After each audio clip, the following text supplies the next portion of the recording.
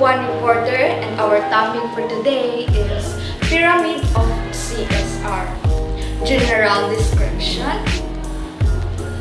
A leading model of corporate social responsibility, or CSR is Carroll's four-part pyramid. The CSR pyramid was framed to embrace the entire spectrum of society, expectation of business responsibility, and define them in terms of category.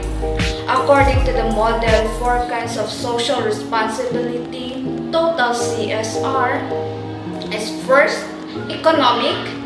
Economic means make it profit. Second, legal, obey the law. Third, ethical, do what is right. Last is philanthropy, be good corporate citizen. Thank you. Nature of CSR taking a managerial approach. The four part of pyramid defines CSR in terms of social expectation that responsible corporation should strive to meet. Prevailing social norms and expectations provide external criteria against which corporate performance can be measured. Thus, the notion of responsibility in the pyramid model is reduced to be normative restraints of responsiveness.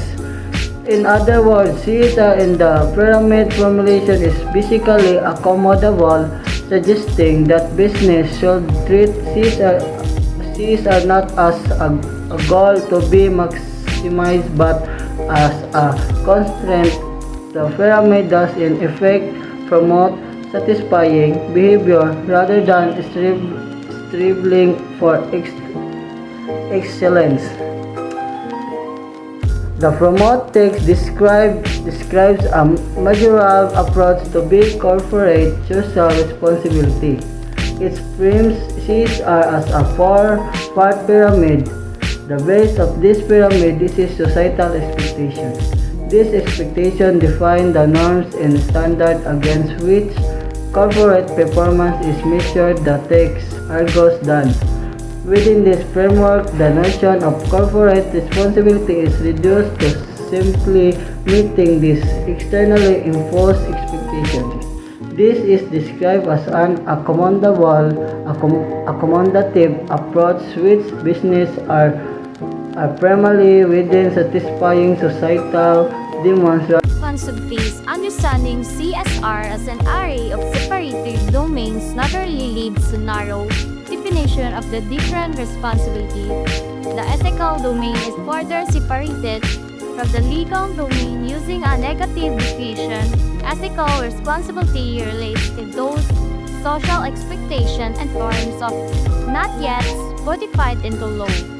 And the same vein, philanthropic responsibility designates those areas voluntary social involvement not physically debated or demanded of company because of their economic, legal, and ethical responsibility. Corporate social responsibility, or CSR, consists of ethical, legal, and philanthropic responsibility. Ethical responsibility involves following moral principles beyond legal requirements. Legal responsibility refers to obeying laws and regulations. Philanthropic responsibility includes voluntary social contribution like charity and community programs. Ethical duties cover exploitation not yet codified into law, while philanthropy goes beyond what is legally or ethically required.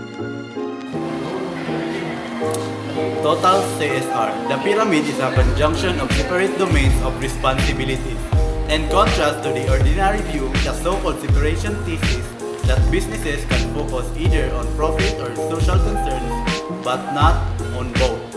The CSR pyramid sought to argue that businesses can not only be profitable and ethical, but they should fulfill these obligations simultaneously.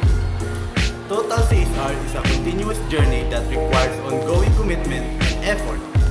By integrating social and environmental consideration into all aspects of their operations, companies can create a more sustainable and equitable future for all. Morning, ma'am.